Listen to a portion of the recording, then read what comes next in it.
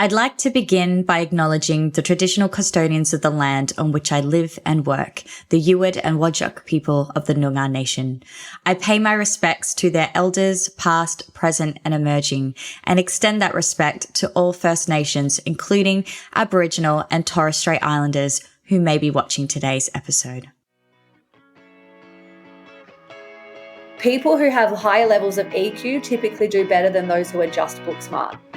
If we build this society where we're never given opportunities to sit in our shit, we're never building that muscle. Until you realise that experiencing the negative emotions is the gateway to all of those positive ones, you'll just keep avoiding them and then wind up numb and wonder what's wrong.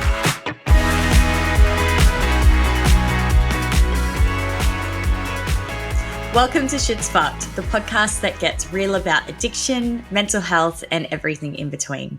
I'm Paris, and I spent 17 years battling the bottle, 10 years hooked on meth, and I also did a stint in the escorting world, which nearly cost me everything, including my life. With both lived and professional experience, including qualifications in alcohol and other drugs, I'm here to share what I've learned along the way. Every journey's unique, and this podcast brings you stories, insights, and practical tools to help you find what works for you. Now, just a disclaimer, we dive into some tough topics here, including addiction, all forms of abuse, trauma, mental illness, suicide, self-harm, and the realities of life in recovery. These discussions can be intense, so please take care while listening and just make sure you're in the right headspace too. Don't forget to follow or subscribe to the podcast. Your support actually helps us more than you know, and it's one of the best ways to keep these conversations going. I hope you enjoy the show. So welcome to the show, Breanna May, and hopefully I didn't butcher it this time. That was absolute perfection. Thank you so much for having me. That's okay. Just for our listeners out there, I had to really practice saying Brianna's name because I think I was saying, Breanna? Making it really Breanna. It sounded very fancy. I'm not used to hearing that. My friends give me so much shit because they always, I'm a little bit of a country bogan at heart. And they're like, oh, Breanna May. Like, it sounds so Breanna May. So you said it beautifully, and I've never heard it so posh. I don't know what that is because sometimes I overpronounce my vowels, but I used to do that when I was learning French because my background is French. Like, I'm fourth generation French. So when I was younger, I would speak French and you often will overpronounce your vowels. So that's when I see sometimes, like, I don't know, I'll say things a bit weirdly and people are like, where are you from? Well, that was very posh. Australia, mate. Australia. All right. Well, let's just dive straight on in. So for those out there listening who don't know you, how would you best describe yourself and what you do? Oh, this question, Paris, honestly, it always gets me because I find it quite difficult to put it into one word. But I think I've recently just finished running a round of the Mind School, which is a school that I founded a few years ago now. And the way that my students say it to me is that you teach us how to be happier and you teach us the tools of being a human. And that's kind of what I do. Like, I left the education system thinking, where the hell are the tools for actual life? Like, where's the tools that help us have meaningful relationships, regulate our emotions, know who we are, have the courage to live authentically? Like, all of these things that I could see was never addressed in the curriculum. And so I built this company that was based on emotional intelligence and mindset because I saw that as the thing that's been missing in society for so long. And I've always been quite alarmed at, mental health rates and just loneliness and epidemics with suicide and things like that. And I was like, you know what? I want to teach forever, but I want to teach things that matter. And that's kind of what I do now. I teach mindset and emotional intelligence in lots of different ways. Amazing. And so how long were you a teacher for, and like what age group were you teaching?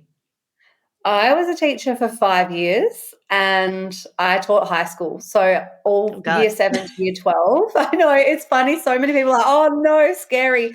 But I absolutely loved working with teenagers. My favorites were working with year 10 to 12 because it's like you're having conversations with these little adults. They're 18 by the time they're in year 12. And helping them decide what they wanted to do in this huge transition time was so cool. But yeah, like I said, it was 5 years of pouring my heart and soul into teaching because I adore it. Like, I always say it was like a beautiful mistake that I ended up in the classroom because I did a few degrees before that.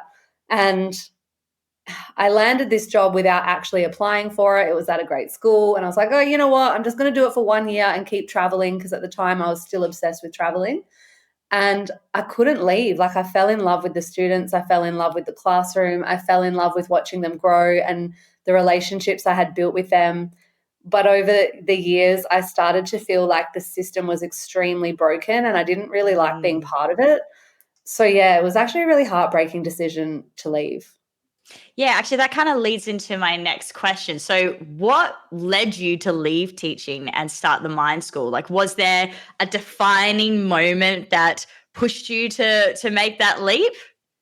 Yeah, there was a few actually. And the one that really sticks out that I think back on often, and like I said, I sort of accidentally landed in teaching. I'd already done a law degree. I'd already done my journalism degree. I'd sort of been that person in my 20s that was like, what is my thing? Like, what is it going to take for me to find my thing? And I was always frustrated because I couldn't find the thing. And so because I loved travel and I loved cultures and all of that, I sort of thought, I'll do teaching. I might go teach in India or I might go teach overseas. I'll start in Australia, save some money and keep teaching. And I was just frustrated all of my 20s and hadn't really found it. And so fast forward to my 5th year of teaching and my babies who were my darlings. They were my students who I taught from year 7 all the way through to year 12. And so when they were graduating, I was doing a big like celebration for our last class and we had fake champagne and I did a speech and I told them all what I saw in them and what I hoped for them. And I was so emotional to like let my babies leave. And I remember one of my students, Lewis, I'll always thank him for this. He put his hand up and he was like, Miss, did you always dream of being a teacher? Like, was that always your dream? And like, I just finished this huge lecture about how you have to go out into the world and do what feels good to you. Forget what you should do. Forget what teachers say, parents say. Figure out how you are and believe that you can do anything because I fucking see it. You can. Like, I truly believed in this class and they were just so amazing. And I wanted them to go big and achieve their dreams and realize their potential. And so in that moment when he said to me, did you always dream of being a teacher? My heart kind of fell a bit because I was like, honestly, no. Like, I honestly didn't dream of this. It was an accident. And that's how I'd lived a lot of my life, just sort of seeing where the wind blew and doing what my friends were doing and dabbling, but not really intentionally thinking about the life that I wanted to lead. And that led me down this whole ego death of how can I be this person that teenagers look up to and tell them to go and go big and go for their dreams and do things that scare them and, live large if I was playing safe. And in that moment, I was like, you know what? This wasn't my dream. It was the best thing that ever happened to me, but I've got other dreams. And in that moment, I decided that I would graduate when they did. And they graduated and I stayed a few months longer and I left. That was incredible. Incredible that he was even reflecting that back onto you. What a mirror for you. Yeah, a painful one, to be honest, because I was like, oh, Sounds here we it. go again. I'm about to start over again. And I'd already sort of built a little bit of this belief that, like, am I just someone who's flaky? Am I just Yeah. someone who can't commit or follow through? Am I ever going to find my thing? Is this my fucking 4th career now? Like, what now? Am I starting again? I'm nearly 30. Like, all of that stuff came up. But at the same time, I was so deeply passionate about nurturing their emotional state and having these conversations with them that I felt were meaningful. And so I wanted to continue teaching. I knew that. I just knew that I wanted to teach things that I felt were where my passion was. Yeah. So I actually have another question to ask, just kind of throwing Yeah. this one in there. But I know you're very passionate about helping teenagers. What was it that you were seeing in schools or in the curriculum that you felt wasn't being addressed or needed to be input? Like, what were those gaps? Oh, so many. And it starts so young, which is something I'm increasingly advocating against, really. Like the pressure cooker starts really, really young. And this pressure cooker is so deeply based on your outcomes, what grades you got, what exam scores you got, what subjects you got chosen for. And so the pressure that often creates this internal confidence system or self esteem that is built off how much you can achieve. And that obviously follows us around through adulthood. And I work with a lot of women now who have got that hangover of, if I'm not achieving, if I'm not being productive, then who am I? What am I? Where's my worth? And so I see that starting quite young.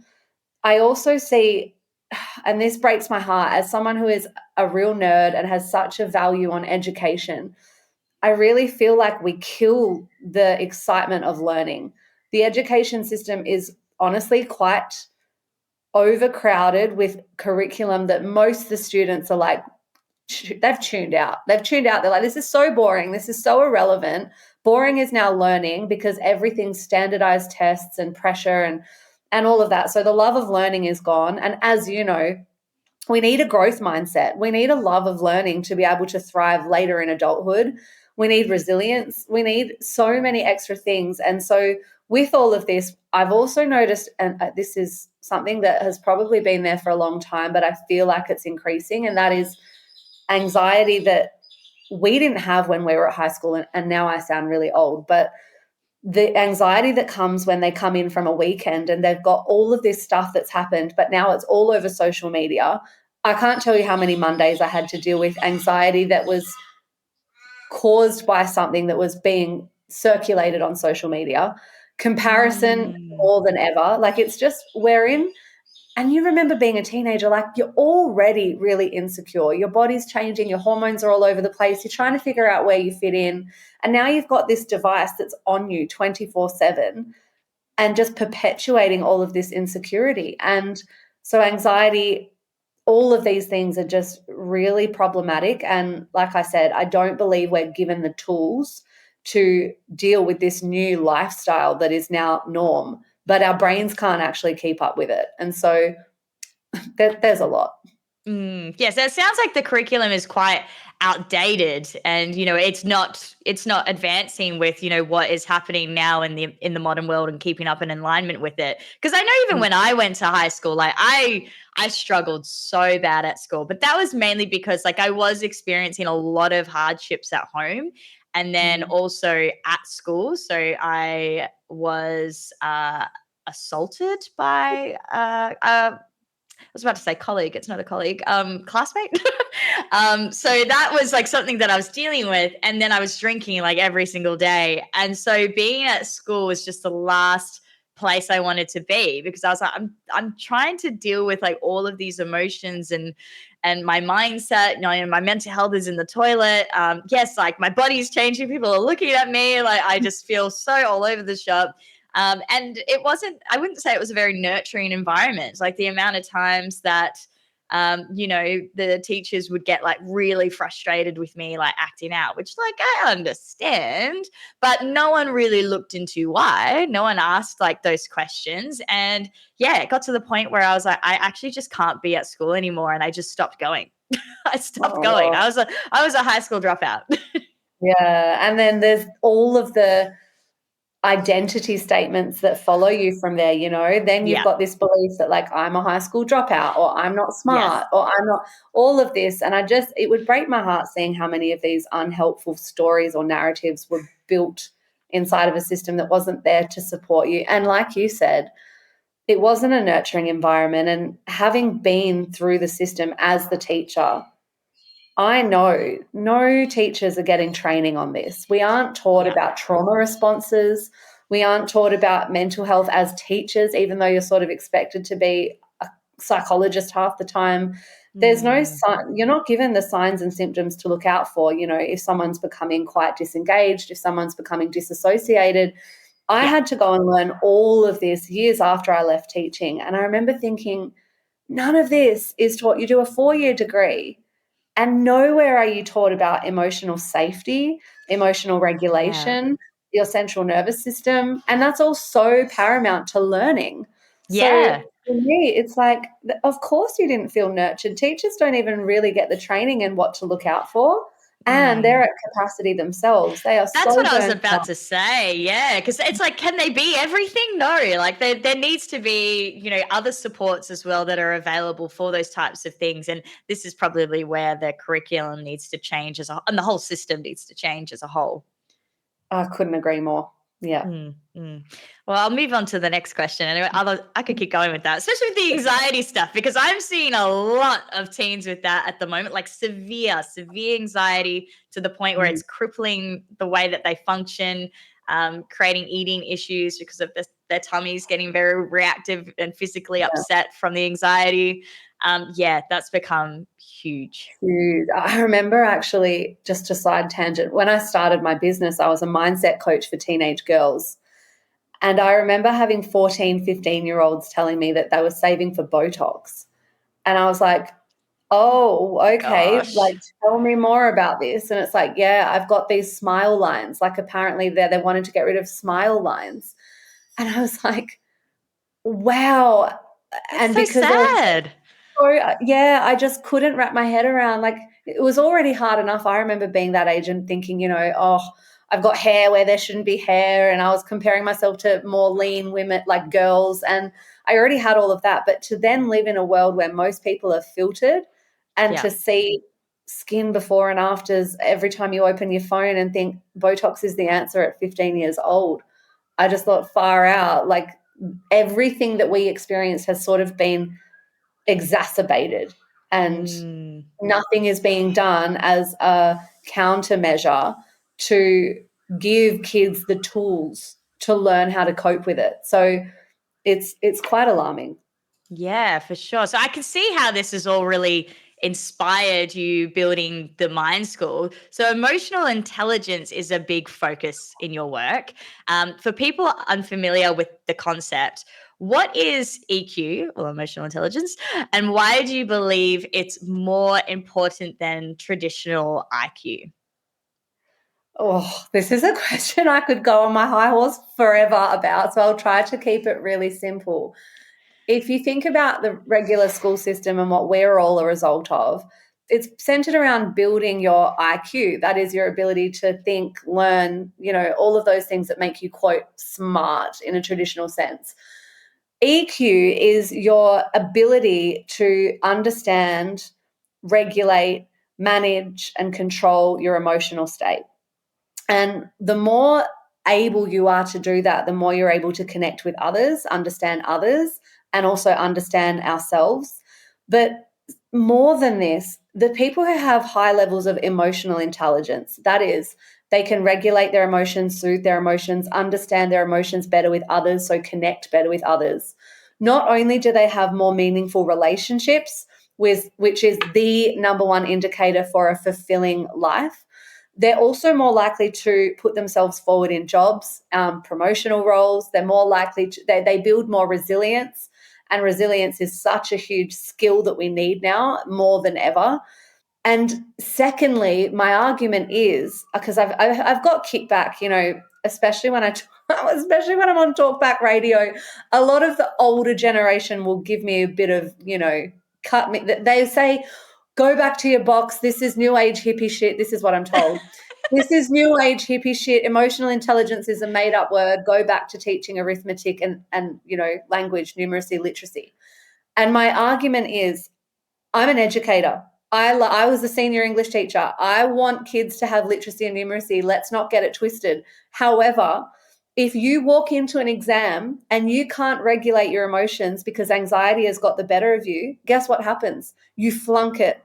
And then your results go backwards and you don't get to access your intelligence because your EQ wasn't able to support you accessing your IQ.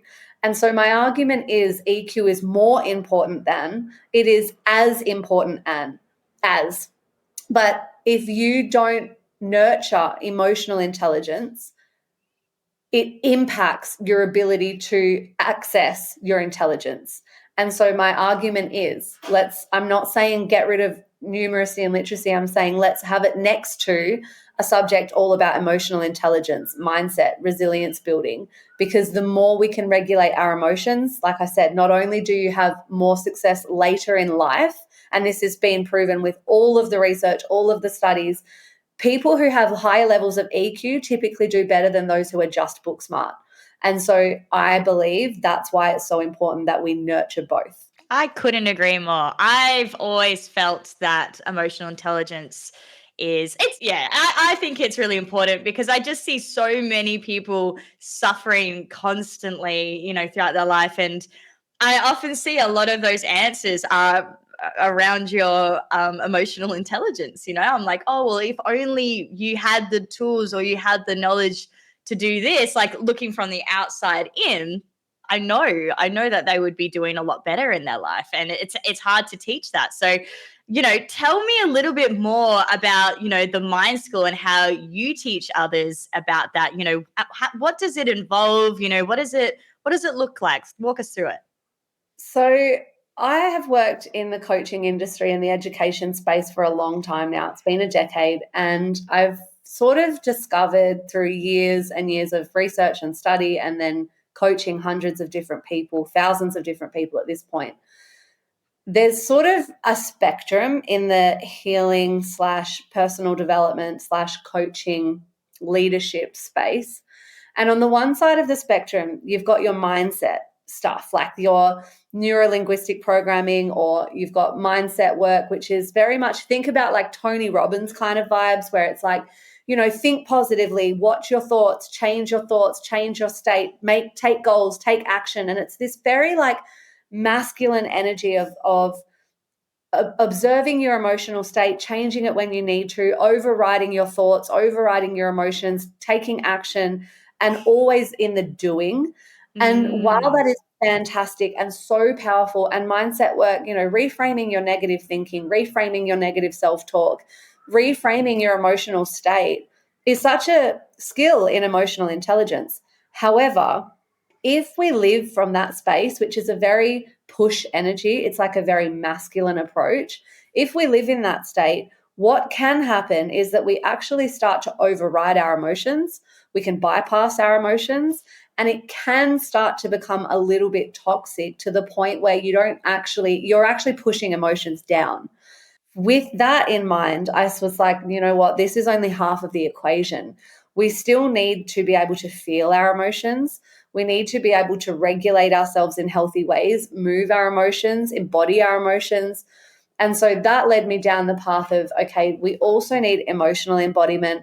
We need education around emotional regulation and how to actually move energy so that it's not stored in the body by just always, bypassing.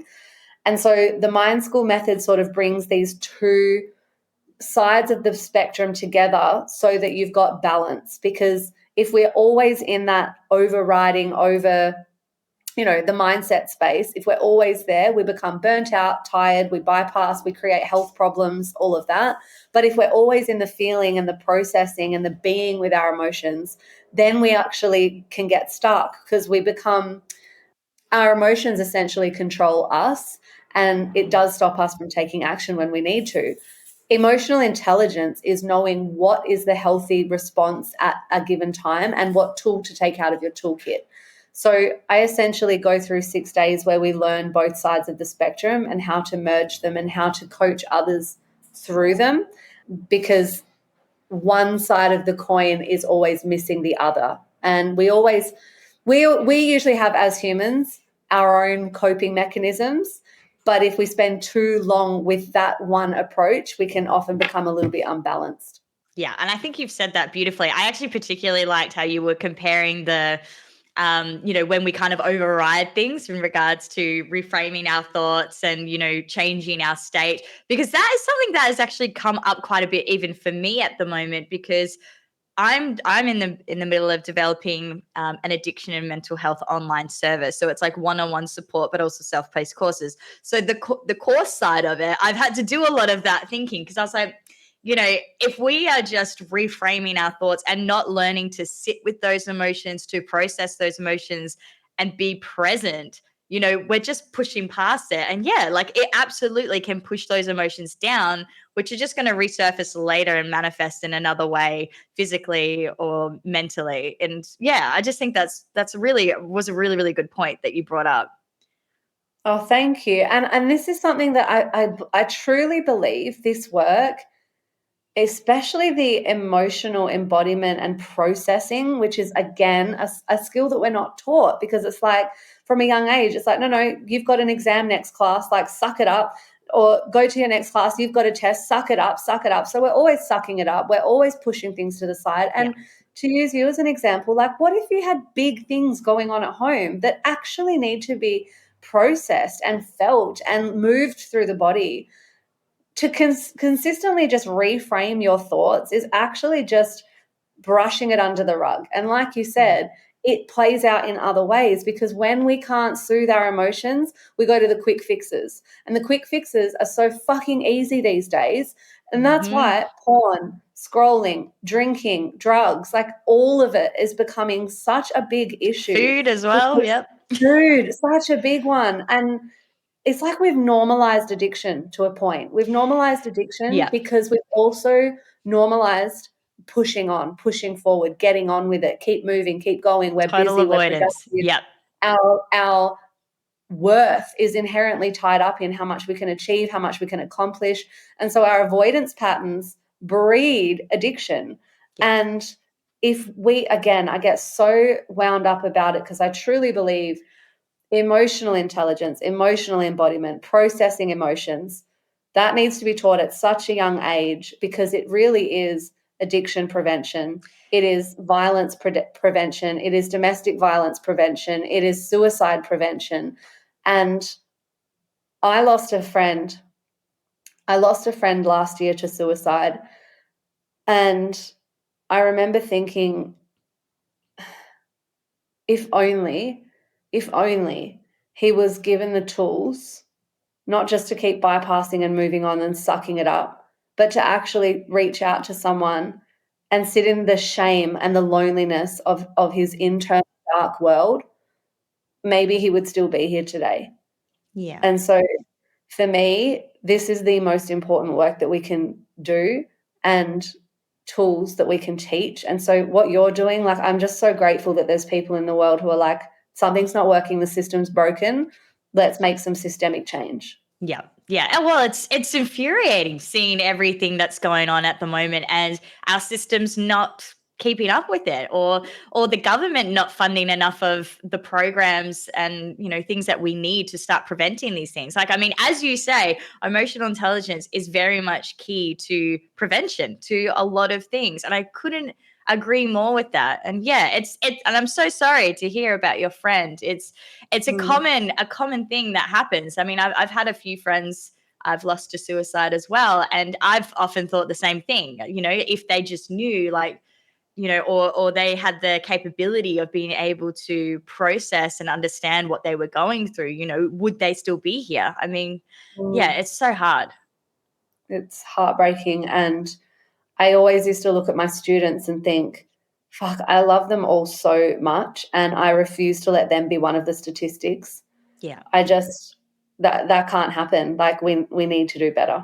Yeah, and I mean, if we look at the data, it's only getting worse. So yeah, I can absolutely see the need for what you're doing, and I hope, or do you have, actually? This is a good question. Do you have a vision for bringing that into schools as well? Absolutely. Yeah, that's my dream. I've got somewhere on my website, I'm like, I have a dream that emotional intelligence is on the subject grid line next to maths and English in every classroom, but also in every business, in every corporation, and in every home. It starts in the home, obviously. So Yes.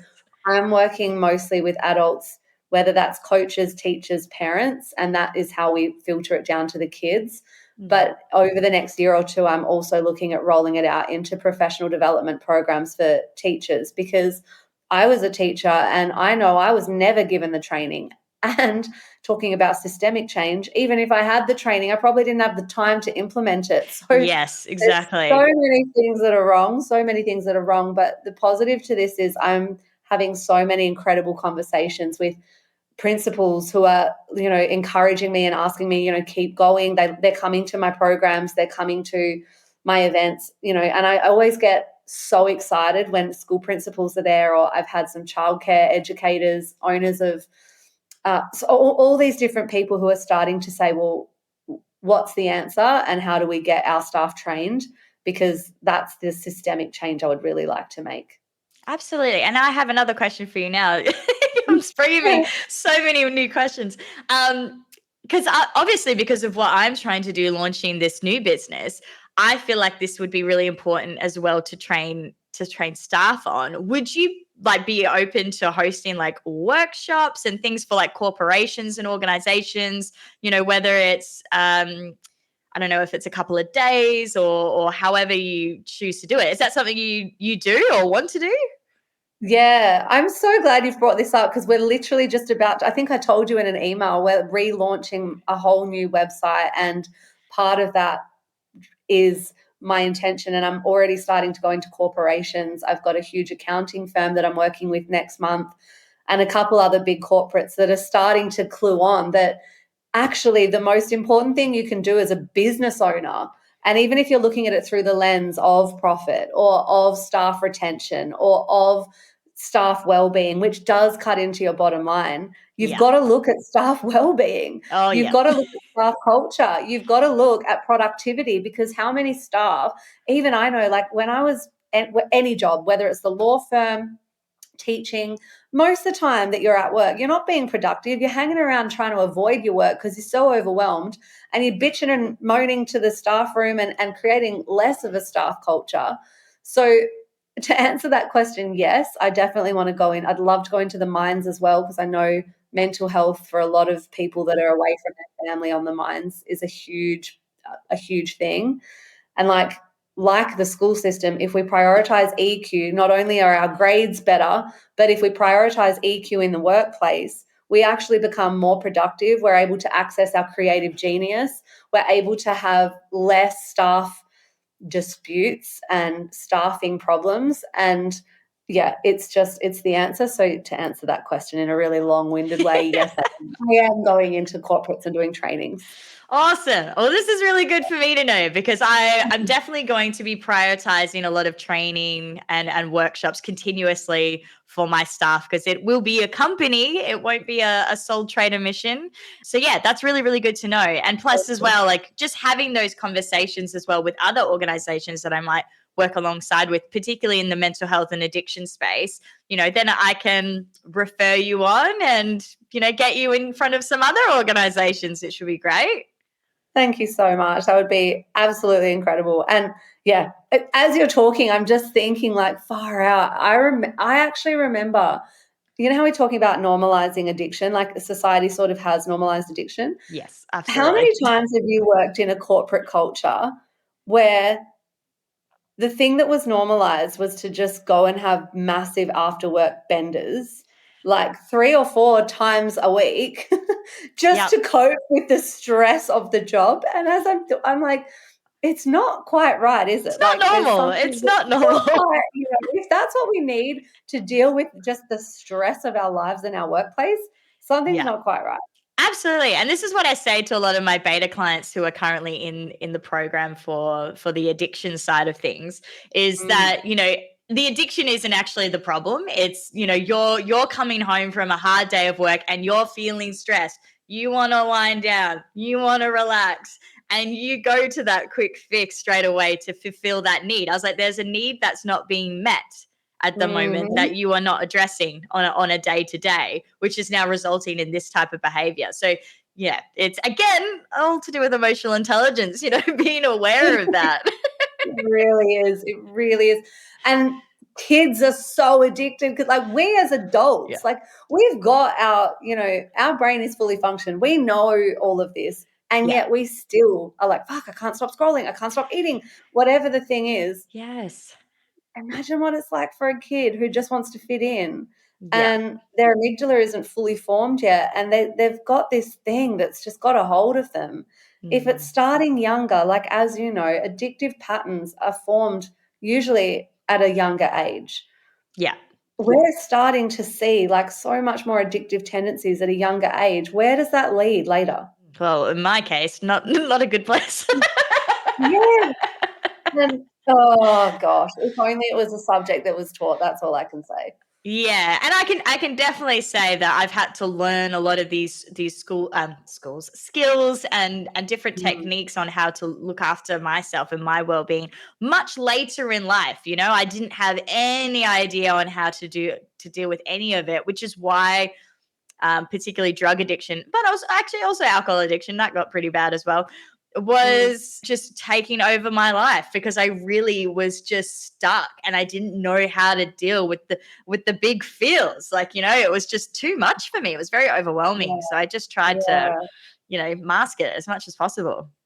Mm, All right, listen up, legends. If you're looking to experience the real Western Australia, there's no better way than with Why Not Bus, who is one of our sponsors. I've actually been on their tour, and let me tell you, it is awesome, awesome vibes, epic adventures, and I made lifelong friends. We're talking snorkeling with sea lions, manta rays, whale sharks, camping under the stars, and taking your time to enjoy the beauty of WA. Use my discount code PARIS2025 and get $300 off your next tour. Go to www.whynotbus.com.au. can I ask you a question? I know that Of you're course you can. interviewing me, but I'm so curious. Like, what was the breakdown or the breakthrough moment? Like, so many people struggle to pull themselves out. Yeah. Was there a moment where the pain was just so bad, or like what pulled you out of it? Uh, it's so hard to say because I had a lot of rock bottom moments, and I don't Yeah. necessarily believe in the rock bottom moment because it can really have quite severe consequences. Like I ended up in a psych ward. I was in Mm, drug induced psychosis quite frequently. So my mm, reality was very warped. I didn't know what was what. Everything was very mm, confusing. I actually can't even, like, when I think back to that time in my life and there's events that unfolded, I'm like, did that actually happen? I can't mm. trust myself to actually know what was real and what wasn't. So there's a lot of confusion in that area. But I guess, like, I just got to a point where, because I was so distorted, and I had to be in a psych ward, that was kind of when I was like, okay, I feel like I'm on the brink. Like, I know I can't keep going this way. Like, I'm literally losing my mind.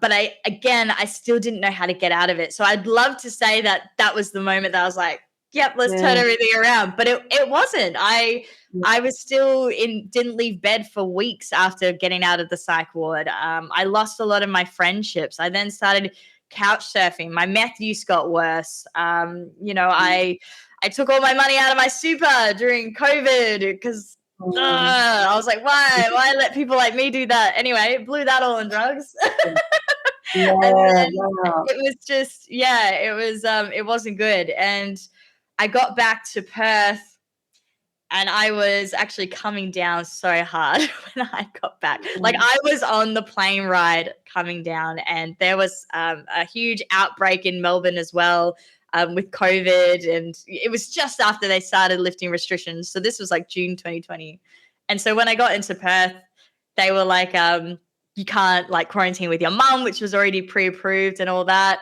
And I had to be isolated totally by myself, like in a hotel room for 14 days. But you oh, know what? That was actually a turning point, was that quarantine moment, because, and again, I wouldn't say I walked out of there and was like, never again. I still fucked up after that, but definitely that was a turning point where my mind did start to shift because I had to detox for 14 days, like, no choice.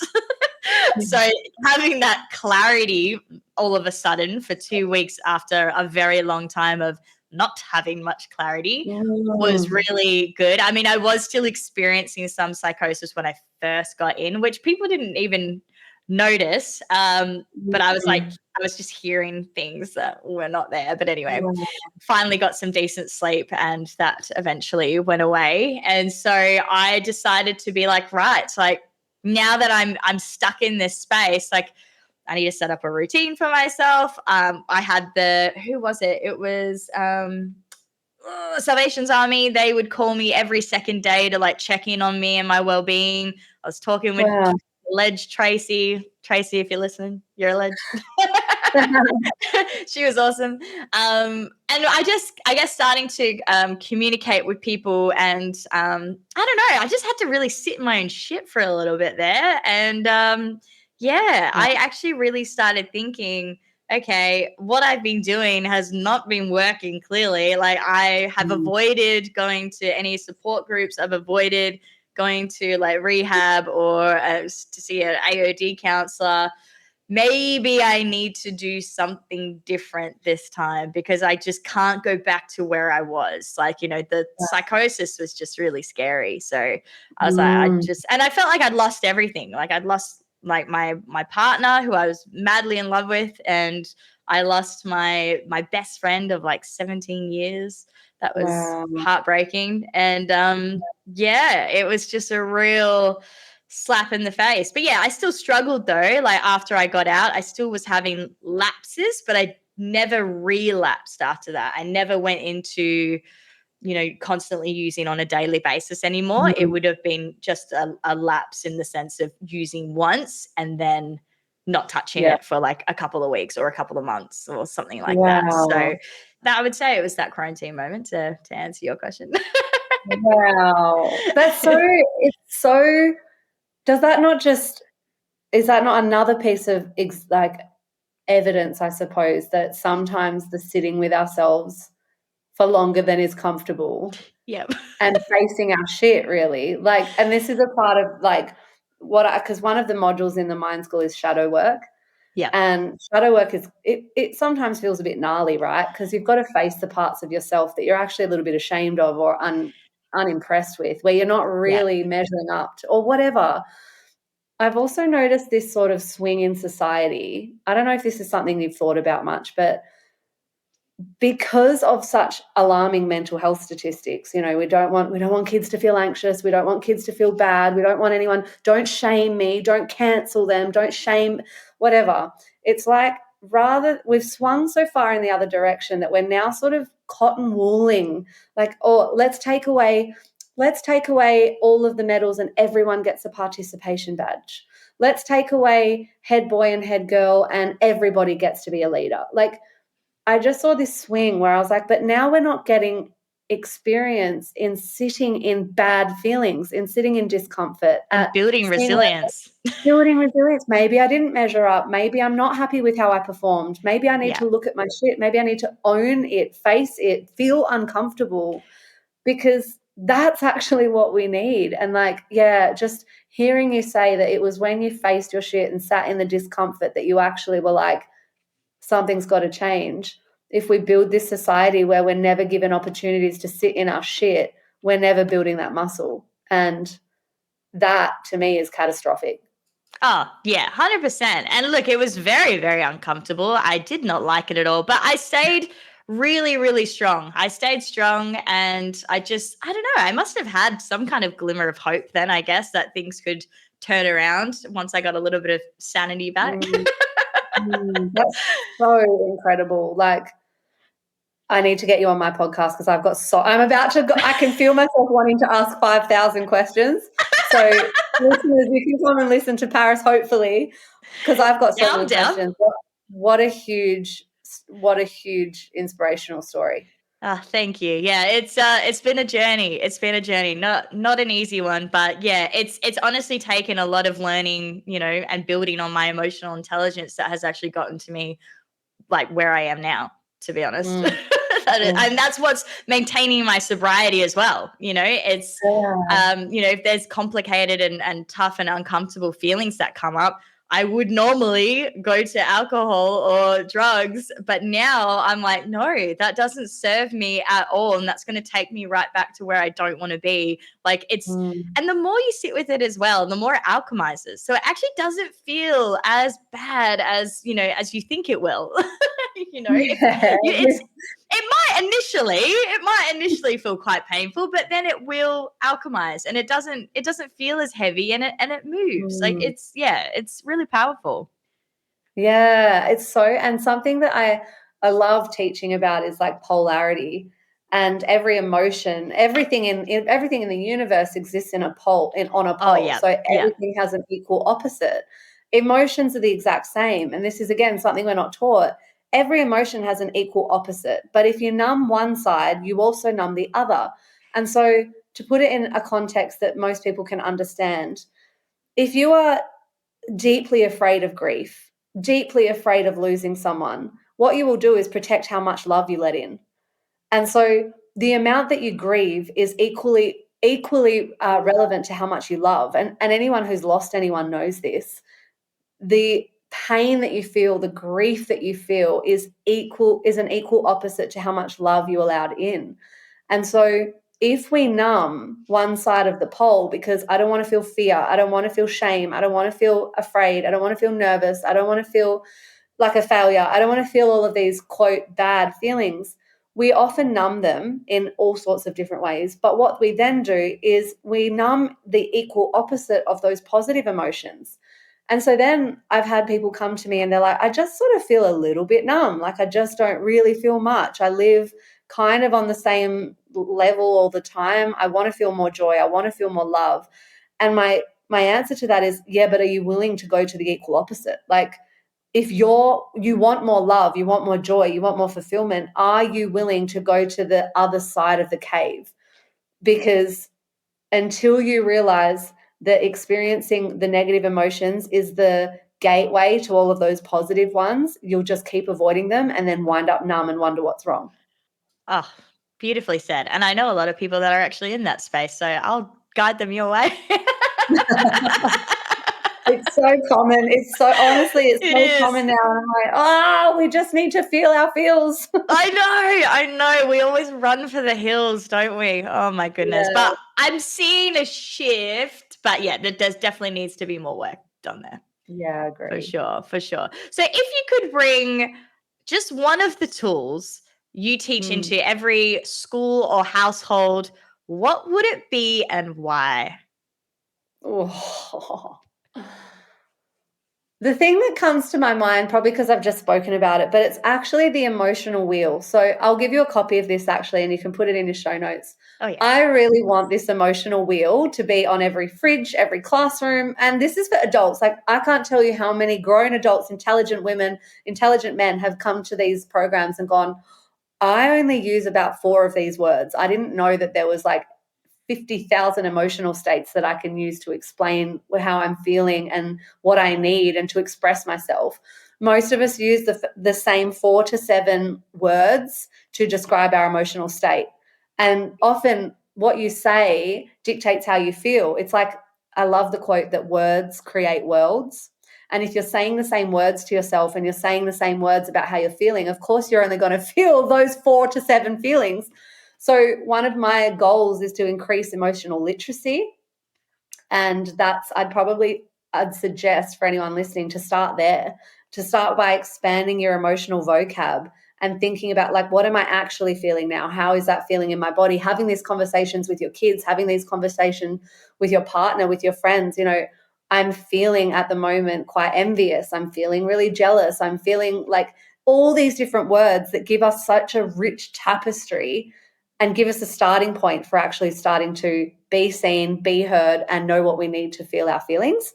So I'd actually say the emotional wheel. And the way that the emotional wheel is structured is that you can see its equal opposite.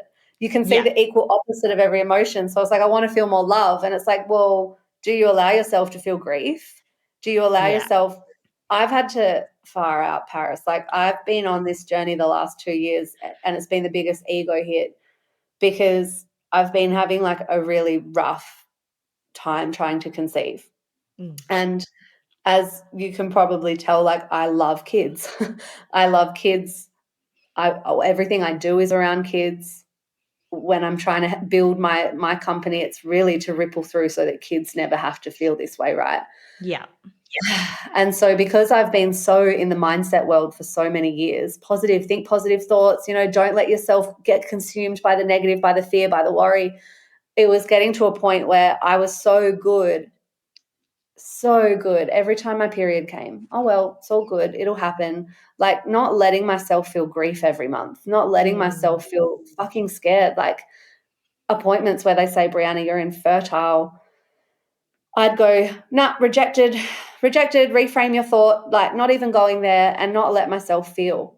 And it was like, I'd have to look at this emotional wheel, be like, I want to crack open. Like, I want to feel more. I really want to. But the answer for me was to go to the grief and let myself sit in the fucking horrible feeling every month of like, oh my God, another appointment that's given me bad news, another period that I really didn't want, another friend that's just told me she's pregnant. And rather than going to positive all the time, I'd have to really let myself sit in grief. And it was only when I let myself sit in grief that I started to let myself also feel excitement, and vice versa. Like, the more I allow myself to feel, the more love I let in, the more hope. Yes, I have to feel more hopeful. Like, I have to allow myself to feel hopeful and excited and all of those things, but I can only feel one without the other. And so this emotional wheel, even for me, was like, okay, I want to feel more this, but let's look at the opposite side. Like, what are you not allowing yourself to feel? And that was for me, like, this is a tool that I've taught for years. And yet here I was positiving my way out of everything. And this was this tool that I'll send you the link, but I really think that this is a tool that should be everywhere. Absolutely. And thank you so much for sharing that. I mean, it sounds so hard. I can't even begin to imagine how you've been feeling with that. But I do know about the emotional wheel. I've actually got a copy of it. It's right here. Literally first thing, like. Yes, that's the one. Yes, there we go. Yay, I don't know if this will. Oh, it's showing reverse. Yes. Oh gosh, but anyway, Yes. it's like that's what it looks like. That everywhere. So Paris in reverse. will have it for you already. I feel like that needs to be in every classroom, every toilet, every fridge, every toilet. Every toilet. You know how when you're a kid, why not? Doing your times tables. I used to have times tables on the back. I think an emotional wheel would have been helpful. What about even in the public restrooms? That would be good. What are you feeling today? Like, just getting someone to answer that question without going, good. Yes. Oh, yes. So true. So true. Oh, well, thank you so much for sharing. So if someone is interested in learning more about like your course or enrolling in the Mind School, where can they go to find more information, or how do they go about doing that? So my Instagram is always the best place because that's my favorite place to hang out. But the link will be, I think I've given Paris the link. So the link is in the show notes. It's www.breannamay.com/TMS. We have 2 more rounds coming up this year in May and June, one in Brisbane and one in Perth.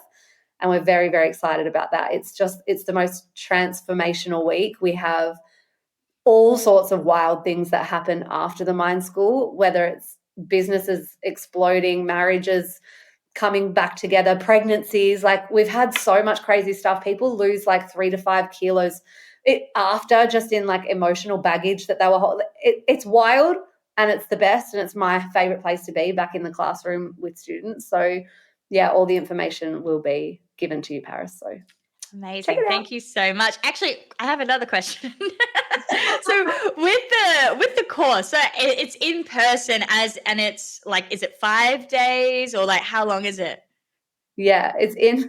So I'm just laughing because Paris is the most organized business owner I've ever come across. Like, she sent me months ago, like, these are the questions, and it's all perfectly done. And I was like, whoa, I need to look at my organization. And it's just so funny that you're like, hey, here's a new question. And I just love how much you allow yourself to like do that. It's so fucking cool. Thank you. I'm laughing at your ability to be structured and go with flow. It's just really fucking cool. It's 6 days. It's in person, and it's really structured. The curriculum, I feel like I spent, oh my God, I feel like it's my whole life figuring out this curriculum. But it is 3 days of the mindset work, which is so important. Like Paris said, like, it is important to be able to reframe your thoughts, change your belief systems, look at your identity, change your emotional state. We spend 3 days learning those tools and techniques. And then on the other 3 days, it's more about that emotional embodiment, shadow work, facing your stuff, sitting in the emotions of whatever comes up, and learning what tool to use and when, so that you can thrive in your business, in your life, in your relationships, and also be able to support others. Like, this is very much a program that it's going to change your life, but also if you're someone who holds space for others, who leads others, who has kids, who is a boss, who has clients, this is sort of the toolkit to help you to lead them more powerfully too. Amazing. Thank you so much for that. And if you don't mind sharing, what are the costs involved in that? So it depends on the payment plan. The payment plan is about $550 a month for 12 months. So it's about $5,000 up front. Yeah. Okay. Cool. Oh, it's always good to know that you've got a payment plan. I love it when people have a good payment plan. Oh yeah. So I think like these days it's just important to have Yeah. that. I mean, yeah, economy crisis, Yeah. absolutely. But you know, Yeah. I mean, such valuable knowledge and tools as well to learn. I actually think that's very reasonably priced, to be honest. Thank you. Thank you. We have done like, yeah, quite a lot, not below, but it's most life coaching. It's the only thing I can kind of like Yeah, I know what you compare mean. it Yeah. to. Often they're like just 5,000 modules online, go have fun learning in your office, and we'll give you a certification at the end for $10,000. Yeah. This is very, very different. And I like, again, like the embodied, the in-person, the energy of a classroom and being in a room with other people who are doing it. Like it's really hard to put into words. It's quite special. Yeah, absolutely. I'm actually really keen to suss it out for myself, actually, which I'm going to do Yes, a I'd little love to have later. you. That would Yeah. be amazing. I'd love to. Yeah, yeah. There's so much. I need to get you to do a masterclass or something as well, because talk about like actual embodied wisdom. Like you've lived it, you've breathed it, you've done it. It's so I'd be cool. down. I'm down for all the things. Yeah. Yeah. So to wrap it up, for someone listening right now who feels like stuck or like their dreams are a bit out of reach, what's one piece of advice you'd give them? I would say to look for a role model who has been where they have been and achieve the thing that they would also like to achieve. A big part of NLP, which is something I teach in the Mind School, is like finding role models, because they've got success. It's like success leaves clues. Find someone who has been where you have been and is walking the walk that you would like to walk, and start to ask the question, how do they think? How do they move? What do they prioritize? What did they stop doing? And have, even if it's an unofficial mentor, like I remember when I wanted to leave my teaching job, I was just looking all over the internet for people who had built a life after teaching. And I just needed to see an expander. And I found a few people, and some of those became like unofficial mentors where I would just listen to podcasts by them all the time and like soak myself in their psyche, so that not only did I normalize the change that I was after, but I also started to be able to think like them. And, you know, often the way we think is such a big indicator of how we behave. So borrowing their mindset is just such a nice way to do that. Absolutely. And podcasts are a great tool. So everyone follow along, sign up. Yes, like and subscribe. Yeah, like and subscribe to learn more.